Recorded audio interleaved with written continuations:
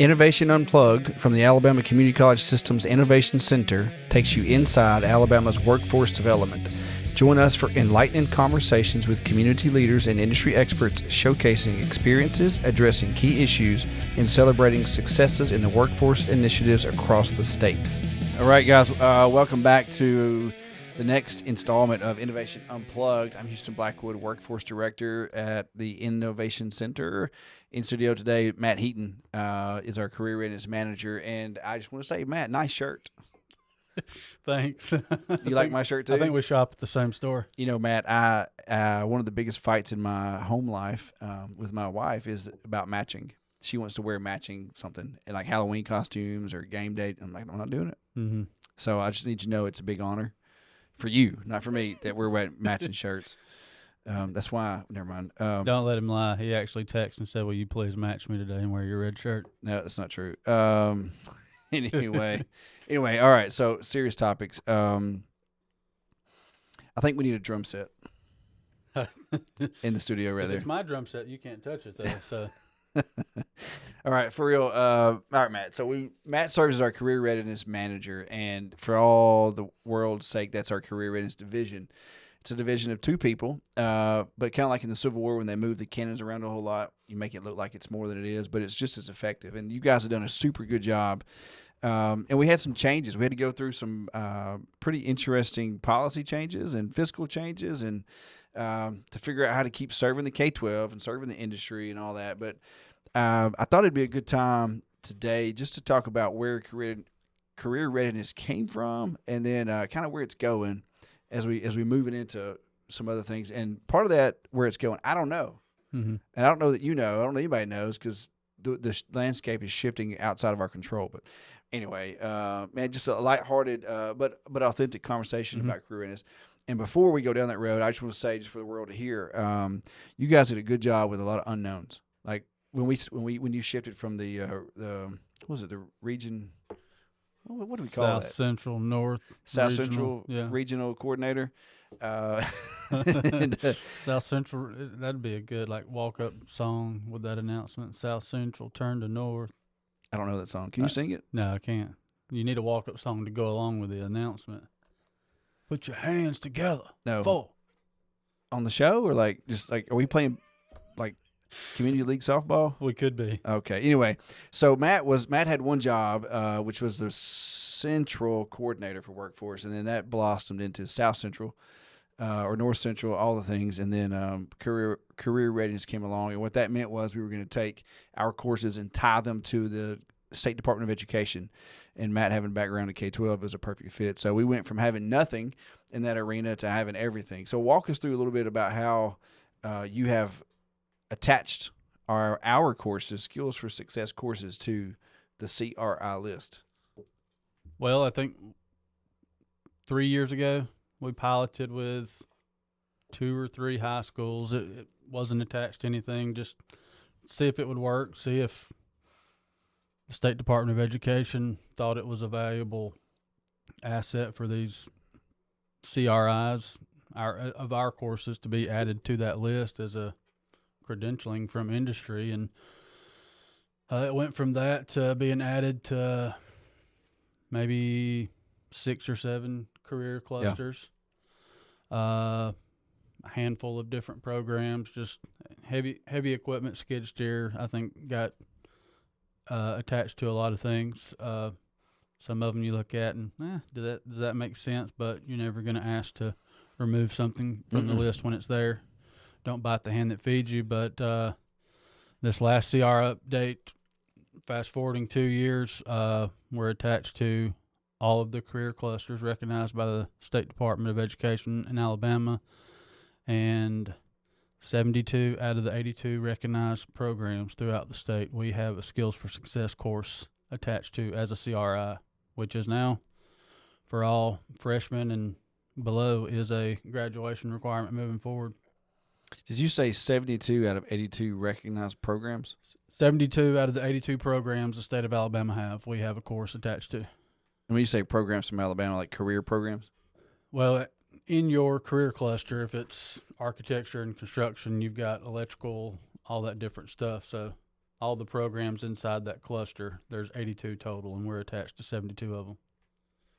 You're trying to do math now? Yeah, I can't take my boots off to do division. Yeah. That's 88%. Yeah, that's okay. What's that 12.3%? Because actually it's 87.8, so I rounded up. That's what you're supposed to do. But what's the other 12%? Those are some courses, to be honest with you, with the conversations at the schools. Maybe they just haven't started up yet. If there's one that exists, we haven't worked with them, and maybe that's because we don't have a course attached to. Some of the Project Lead the Way, Green Industry, and some of the industrial 3D printing type stuff. We don't have anything that fits into that program right now. No fault of anybody, so we just doesn't fit. Right. But 88% it's pretty good, like standardized testing and stuff. Yeah. I always thought too, like on field trips and stuff, like if 88% was okay for testing, like if you came back with 88% of the kids, like it was like that's 12% people are gonna be mad. But or if 88% of the kids showed up to go on the field trip, at least that meant you planned a decent field trip that they're interested in going to. Yeah. What was your most fun field trip ever in elementary school? Elementary school. I don't know that I remember a field. I know we went on stuff, but I can't remember. We may have gone to the Birmingham Zoo, which is always cool when you're a kid to look at animals. You ever seen the hippopotamus use the bathroom? I have not. You should video that sometime or YouTube it. Favorite field trip in general though was with the high school group at Good Hope when we took the science department to they toured the Atlanta Braves facility. Oh yeah. I can't remember the body exhibit. That was weird and neat all at the same time. It's a little bit scary. Yeah. And of course we got to eat at the varsity, so that's always a good time. Always a good time. Did you get the hot dog? I think I got the dog and the burger. I was hangry that day. Oh, gluttonous. Okay. I didn't have to drive home. You weren't driving the bus? Mm-hmm. Oh. Did y'all drive a bus to Atlanta? It was charter. Gosh. Okay. Well, that's good. All right. Let's get back on track. So all those career clusters. So you're in all the career clusters, and then 72 out of 82 of the recognized programs in the state. What does that do for that career awareness and those kids coming out of junior high, out of 8th grade into 9th or 10th grade, and what does that do for them to have an idea of what's going on? Well, without some of these, which even if you're enrolling at a 2 or 4 year, a lot of the courses we have, you wouldn't really get to experience that. But to be able to get to experience those and decide if you like it or not, and like we've said on the last podcast and talk about it all the time, if you've not used any student loan debt, FAFSA, to figure out what you like or don't like, it's always a good thing. Yep. You don't have to like it, but there's something in the stack of courses that we could probably pitch to you. You'll eventually find something to make a career out of. Yeah. Oh, for sure. I had a great thought. I lost it. Were you surprised when we launched this thing? Were you surprised at how quickly the high schools took to and started using Skills for Success? Yeah. I mean, because it started. I mean, the first year I think we were in the 40s in the school systems, and we've doubled every year to. Yeah. So to watch that growth, which it kind of intertwines with the additions to the different career clusters and programs on the CRI list, but it also speaks to, even though some of the process is a headache that we can't control, the end result is good for all parties involved. So I think that's helped part of the growth on top of the CRI list. Yeah. How many school systems are we serving, like percentage-wise? Do you know? As of yesterday, 124 school systems throughout the state. Out of how many systems are there, like 128? There's 123. I'm kidding. There's 143. Okay, so 143. Do you know that percentage? Because I suck at math. I was not a mathematician. 86.7%. So you're like 85% or better. That's pretty good on the state report card, isn't it? And bringing kids home from field trips. Okay, so 124 systems out of 143. Those roughly 19 that we're not in, I'm sure there's a reason, or Some I have learned that whatever reason, maybe career tech is not Not their thing. not their thing. Yeah. And then there's a few of them that are elementary or K-8 magnet schools too. Okay. Yeah, that makes sense. Okay. How many students? Statewide? Yeah. I mean, no. Like, not how many are there. Like, how many have we served? You think? Oh gosh. Like above 86%? You still above 85% of the schools? Students served in the schools? I think that percentage could be off. Mm. Not necessarily that all students in 9 through 12, not that they couldn't take our course, but a lot of them are funneling through those career tech paths for the CRI, which they're not going to get if they're not declared for that program. So not that somebody that's wanting to be in some type of engineering major that don't go to the career tech center, not that some of our courses wouldn't benefit them down the road, but doesn't count at that graduation requirement for them. I think if I was a principal and I had a high school kid, I would, if they were wanting to be an engineer of any kind, they're going to go through carpentry and electrical their senior year, and maybe even like a skid steer excavator, just to have something that they had to move, they had to manipulate with their hands. I would just be so nervous to let them out without them having built something, measured and built something. And I know they've got all those engineering programs, and they're all great. My son's in one at Hartselle. Miss Pittman does a super job, but I just like build something tangible and big, with all that. So the colleges took hold of Skills for Success with the K-12s and ran it almost to a problem.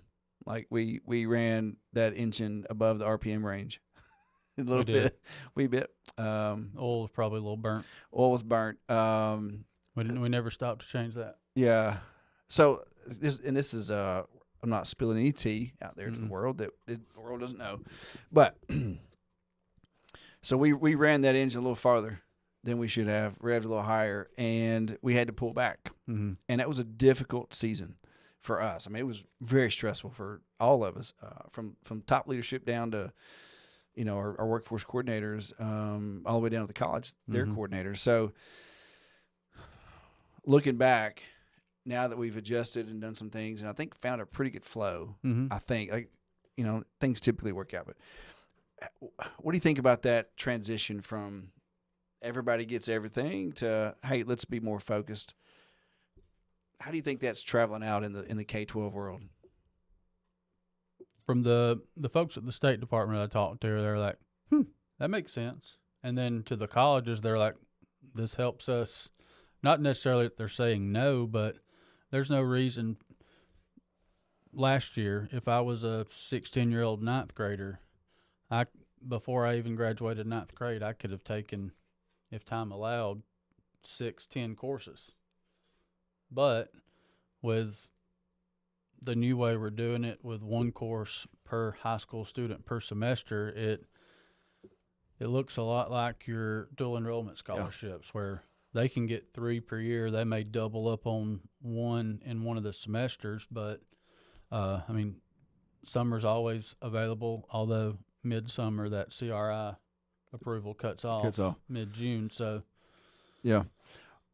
So you get one dual enrollment per semester, right? Or you could, and you get one Skills for Success scholarship per semester, right? They can pay for extra dual enrollments, right? They get one scholarship, one for free. And my son Tegan, currently he's taken 2 this semester, and he'll re-enroll for his 3rd in the spring semester. Yeah. So no matter whether it's a technical program or your just basic credit stuff, I think you get 3 total for free. But yeah, if you wanted to enroll for a whole class load, I assume you could pay out of pocket for. Yeah. Where I'm going with that is, the same thing for Skills for Success for those kids that just really love the heavy equipment series, or all things construction. I mean, that's about 7 or 8 courses, which is a pretty good cost to the college and out of their budget. I'm just curious, like, really how to sell that to the moms and dads of the world and the career tech teachers and career coaches and counselors, like how we sell that to them, that, hey, you can get what you need and you get a little bit more in those 2 years. And so what would you say if we were like, hey, all right, you don't need to take all these heavy equipment courses the full theory and lab. What if they just took like a bundle of like a little bit of construct, like carpentry, electrical, a couple heavy equipment, 2 hospitality, and 2 healthcare, but they only took the theory. Mm-hmm. And so there's no lab, no real cost other than the time of registration. What if we offered that as like a career exploration and said, hey guys, here you go. You can take these 8 theory courses over the next year, Mm-hmm. say sophomore year, junior year, and then in your senior year, you take these actual labs. Like you get 2 labs out of all that you like. Mm-hmm. Like how would that fly, even if it wasn't in their career track or their declared program? I like the thought of almost like if we developed our, not to step on any toes, but a version of our courses that kind of acts like what ACE does, where Yeah. in their freshman year, number one, a lot of you are not old enough to take a course anyway, but if you could take a basic theory overview that could, in all honesty, check your CRI box, Mm-hmm. no matter what program you're in. I think ACE right now, I sent out a report for one of the colleges the other day. It's attached to 42, 43 different programs. So we're attached to a little more. So if we could develop something that attached to everything as a entry-level freshman. In 8th grade, they filled out their career interest inventory. And then if they could take some type of theory bundle that gives them an entry-level view as to what they could do as a hands-on course later on, and if it counted as that CRI, then I think we get more relevant enrollment once they're in the higher junior and senior classes to, this is what I want to do for a career, because I've got a little bit of exposure on seeing what it does, and I'm sure we'll talk about it in a minute, but with the ability, if I'm not old enough to take it yet, but I can get on some of the simulators. Yeah, that's a great segue. Yeah, great segue to that. So between the entry-level, all-encompassing theory only to the, other than it not being outside with dirt flying, that simulator is just as realistic as a machine that I've been on, the way it moves and interacts. So they could definitely get an idea of, am I interested in it? Oh, wait, I didn't realize I was this claustrophobic. It tips a little more than I thought it would. I'm out. Yeah, especially because we have the VR option on those sims. And so, and the real one, when you've got a tracked machine and it gets to a ledge, like it doesn't, like a car will kind of flex over it, but that tracked machine goes to a certain point and then it tips. And man, if that thing is loaded and you don't have that bucket right, like it's a little pucker factor right there. So, but in the VR, you get that same experience. Right. Like it's really, really good. And that's why we went with the 10-star Greg Lindsay. Gregory? We should make sure we @ him on social media when we get there. But that's why we went with that one, because it had so many different machines. And so really, like if you think about a career exploration, they could drive a truck, they could drive those kinds of machines, and they could drive a fire truck, school bus, whatever. And if we could possibly ever pair it with a VR for healthcare, and then some like situational stuff for the mental health worker and the community health worker, even the nurse support technique would be phenomenal if we could do that. So they could have like when you said like that claustrophobic, like to be in the space, I remember the first time I tried a VR, it was a fighting game and like a boxing game, and that dude across looked like a dang polar bear, man. And I had a emotional mental response to that. Did you knock the TV off the wall? No, but I saw the video later and I looked absolutely ridiculous. But I was fighting for my life, man. And so I imagine those simulators will work the same way. And I've been in the forklift, and you have to like the picker when you have to turn and look up with that VR. And man, I get nauseous looking up like that in real life, and I sure did in that VR. And so I think the kids will have a really good dose of what that really looks like. So I'm excited to see you guys roll that out. What would you tell one of these teachers if you could tell a teacher any like straight talk? Like, hey, here's skills for success. Here's how it needs to be. This is what we're going to do. Like stepping back from how we actually run it. What would you tell them about? This is what you really need to do. This is how it really should run. Matt's gut feeling. And there's leadership doesn't care what we say. Skills for success as a whole, from Not for K-12. just for K-12 in general. Yeah. Well, in a perfect world, again, we've got the simulators coming, so with the availability, I don't know, maybe fifth grade, but definitely fifth through eighth grade. But my biggest wish would be that either your high school ACE program, if it looked like what all of our other skills for success courses did, Yeah. and that was what was available for all freshmen, whether you're in career tech or whatever. Yeah.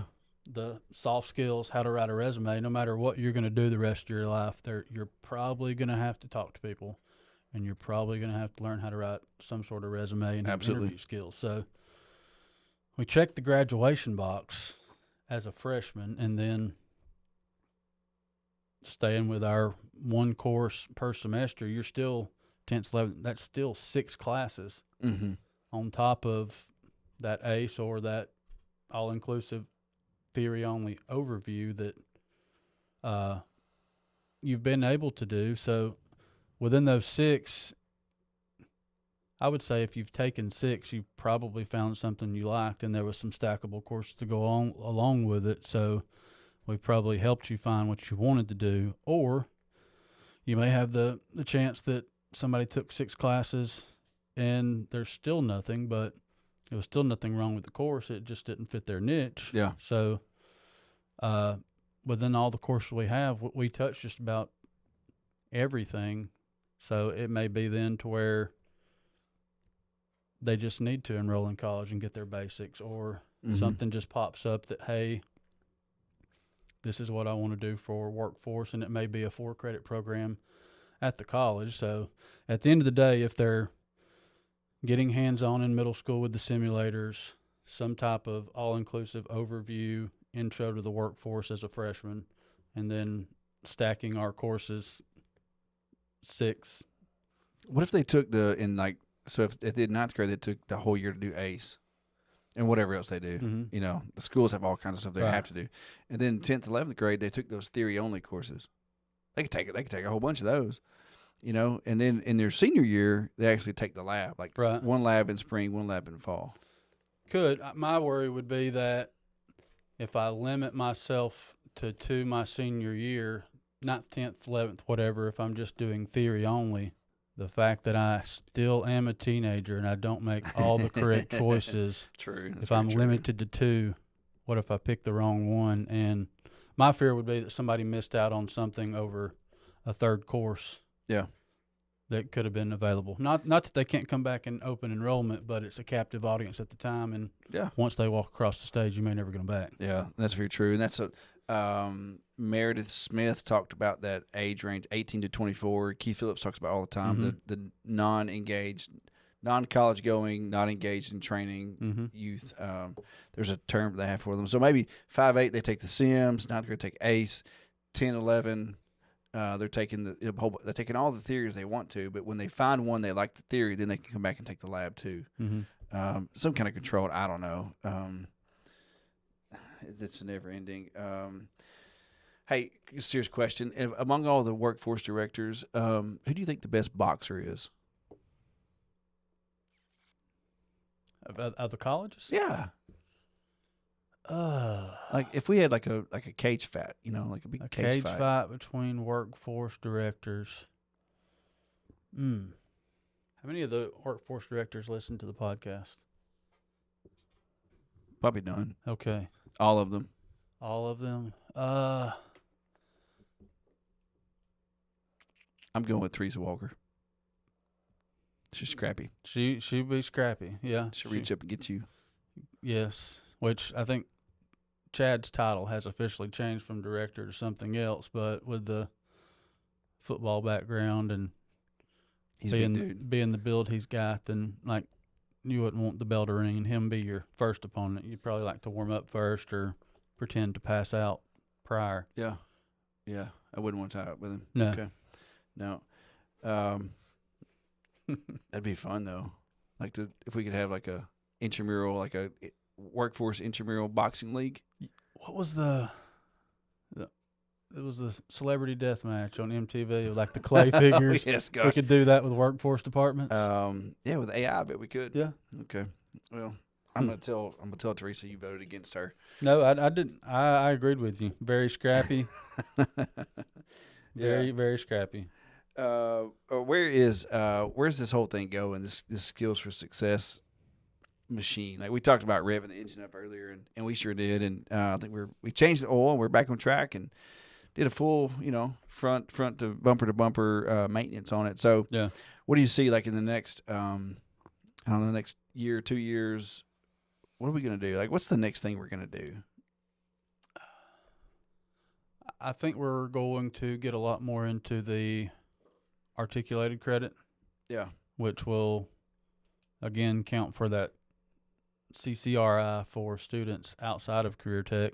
Not that we want to affect the CRI list that we worked hard to get on, but for the students, whether it be, we've had this discussion before, whether it be special needs population or that kid that knows I'm going to be an engineer and there's nothing career tech wise offered to help me get where I need to go, but I still need that graduation requirement. Granted, their intelligence is probably high enough that they're going to make high enough on the ACT or the work keys or whatever, but that special needs population, they're always going to count against the federal report card because of the label, but the state port card they can still help by getting that CCRI, and maybe the articulation of one of our courses is that thing. And we've seen a lot of success stories where a kid went from drawing that check, government check, which is nothing wrong with that. You got a disability, take what you need, to offsetting that with a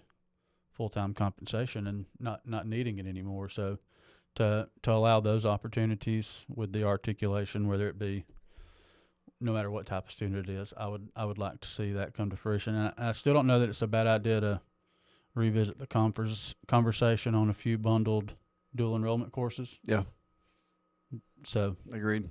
Between dual credit of some sort, I would like to see in the near future, 12 months. Yep, I think we'll get some leverage across the state to do some different things like that for sure. Now you do still have the opportunity for those senior industry request bundles for somebody that has figured out what they want to do to add to that resume to pursue that job. Yeah, that's an interesting topic. I forget because it's still kind of a new thing. With our new arrangement of having the one CRI per semester, Wallace Hansville has with Coleman area, what do they call it? Culinary Technology Academy. Yeah, I saw your emails with Julie the other day about that. Walk through what CATA's doing, the program they're running, and how Wallace is serving that with Skills for Success. Sure. So CATA's program and they've been doing this for 2 years now.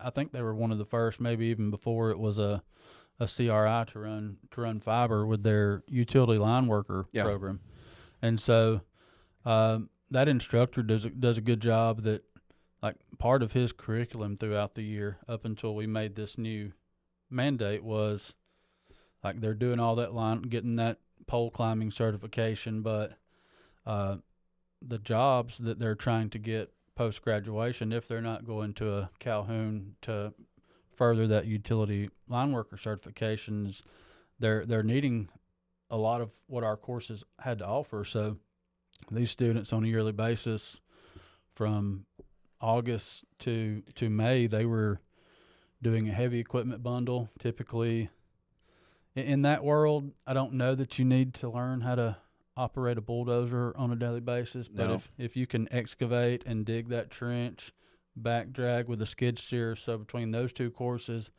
fiber, and I would say at least 70-75% of those graduating seniors also had a Class A or Class B on top of that to go to work, drive the bucket truck, splice the wires, all those things. So definitely 90% of every graduating class were getting jobs as soon as they walk across the stage, probably turning down multiple job offers just because of the credentials they had. So The way this bundling request that Houston talked about came to be was that was going to affect what they were doing, maybe not affect the jobs on the back end, but are you willing to take that chance? So the idea was, well, if you are a senior and if you've missed that opportunity, granted, it may be your senior year before you get into that utility line worker program because there may be a waiting list. So, yes, I could have taken courses prior, but they wouldn't have counted for anything, and I didn't know what I wanted to do. So here I am, senior year.